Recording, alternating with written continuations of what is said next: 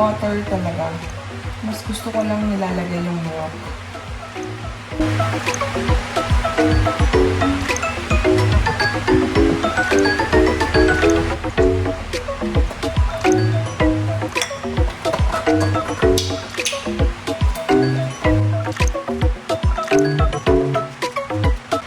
Yung anak ko nasa labas na. Lumabas na siya kasi gusto na doon na umalis. Yung aga-aga ko. Ang pasok niya is 8 o'clock to 10 o'clock.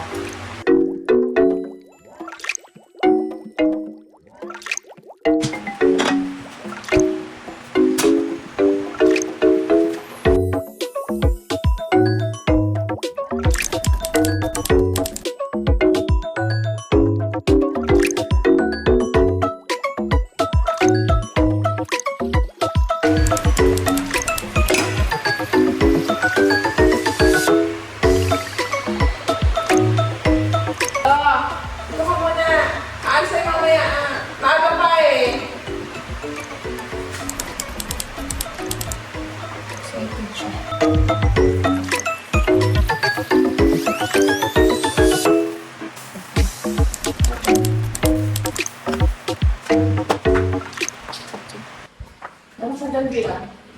Pinamata.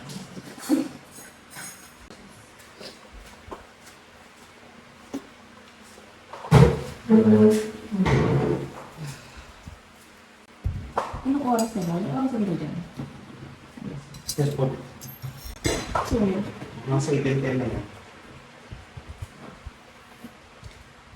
Mauna siya nagising eh. Yan yung strategy ko. Pag nagising siya, mag-base na siya. Para kakain na lang, diba? Para hindi siya bumalik sa pagkakulog ng pagpulong. Pero kapag naman, kung nauna, ay hindi pa siya nagigising, Mami. pwede mag-prepare. Yes. Mami. Ito, Mami. Yes. Ito, Mago. Opo. Mami, Watu. Opo, I get you. Watu.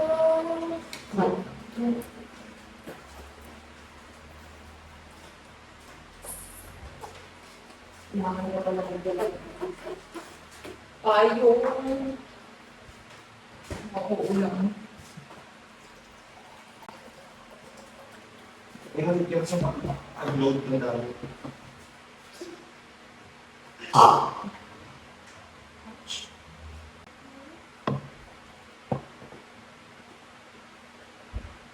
Very good. Ito, Mami. Hello po, papasok na po ako sa school. Ano ba na yung water mo din? Ayaw para bago buo ko. Para mo. Oh, Mami.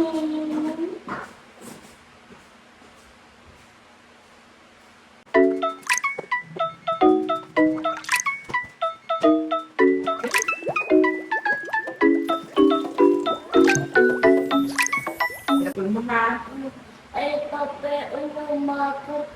Yung Mami. so, Mami. Huwag mo nga hanapin si Mami nandun ha. Kasi 2 hours ka lang naman dun sa loob, ha? Mas marami ka naman dong playmates, okay? Kasi wala dun mga Mami eh. Lalabas yung mga Mami, okay? Tangkod si Mami. Very good.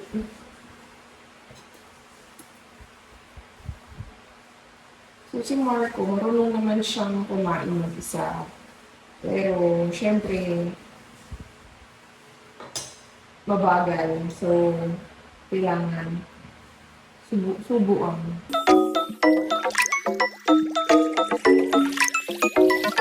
Minsan na kasi aansa ka darating na yung tricycle na mag-sundo sa'yo. Dali, para baka mailangan tayo. Ayawat ka. Hindi, kasi pag white ka, wala tayong mataparkan. Awat ka man. Kawawa naman, iiwan natin. Okay lang yun. Kasi malaki kasi si white car. Hindi natin mapapark doon sa malapit sa school mo. So, doon tayo sa tricycle. Sakay tayo sa tricycle. First time mong makakasakay sa tricycle. Bago.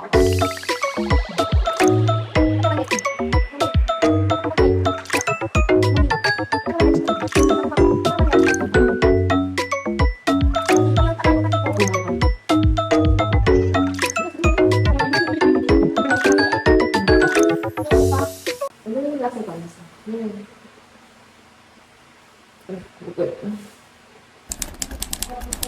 Ito last na lang to kasi kalahati. Hinatin natin yung pancake. Kailangan mo kumain, anak, kasi papasok ito. Mami, alam mo pati po. Opo, malayo. Po.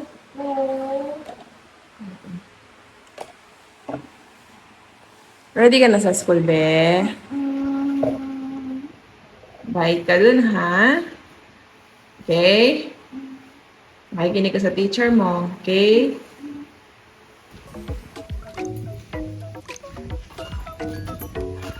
Dali, tricycle mo, dali. Mababa na ikaw.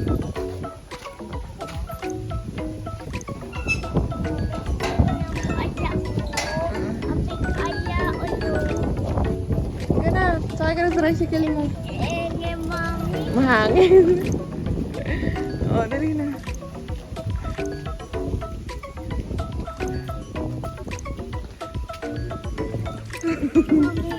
Oh, hangin. Oh, upo na. Upo dun.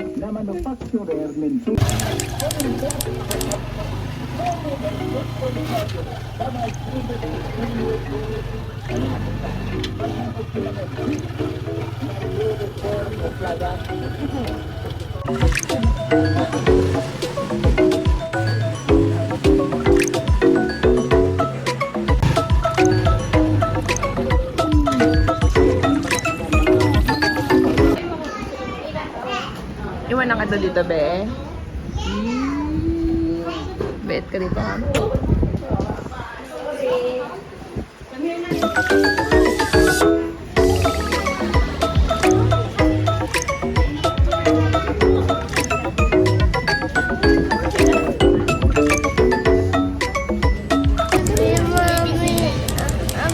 mo, be?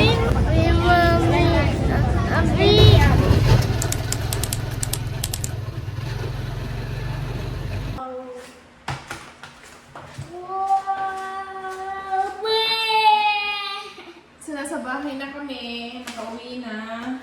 Napalitan ko na si Marlon ng damit. Naka-receive siya ng gift from Triskelion de Busay. So, ito yung binigay nila.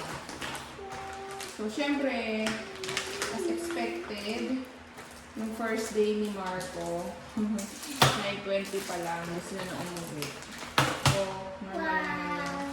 Yung purpose lang naman ng pagpasok ko sa kanya dito sa CDC or yung daycare para matuto siyang makasila muna sa kapwa bata niya. Kasi wala siyang makakalaro. Ano na, scissor. Ano to? Dangerous siya. Pang mami lang to, ha? Wow! Going to ride na. Tasahan natin to. Gusto mo mag-ride? Ay, gusto mo color na lang muna. What color is this?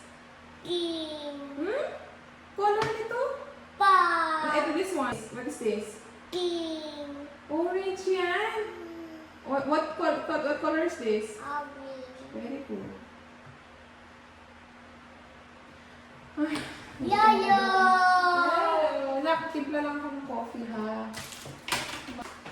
Pink! Pink? Saan? Ito. Red yan! Let's color red.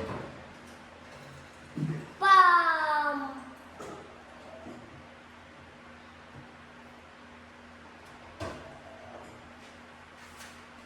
Papu!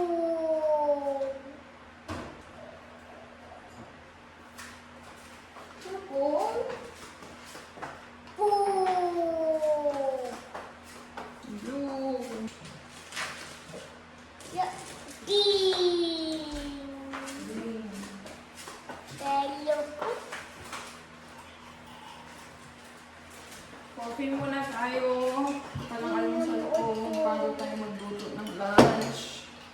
Pahinga muna. At ilang oras din ako nakatayo dun sa labas. Punan. Anong sulat. 1, 2, 3, 4, 5. O, bigyan mo itong mali si Mami. No. Erase mo. Ayaw. Kuna. Ay, kuna. Okay. Ang reason kung bakit namin in-enroll si Marco sa daycare center is para ma-expose siya sa kapwa niya mga bata. Since pandemic baby si Marco, wala talaga siyang nakakalaro or nakakasalamuha ng mga bata. Na-enroll na rin namin si Marco sa playgroup before nung nasa Cavite pa kami. And that time, sobrang mahiyain pa niya. So, sinubukan na muna namin sa daycare para matry kung kaya na ba ni Marco.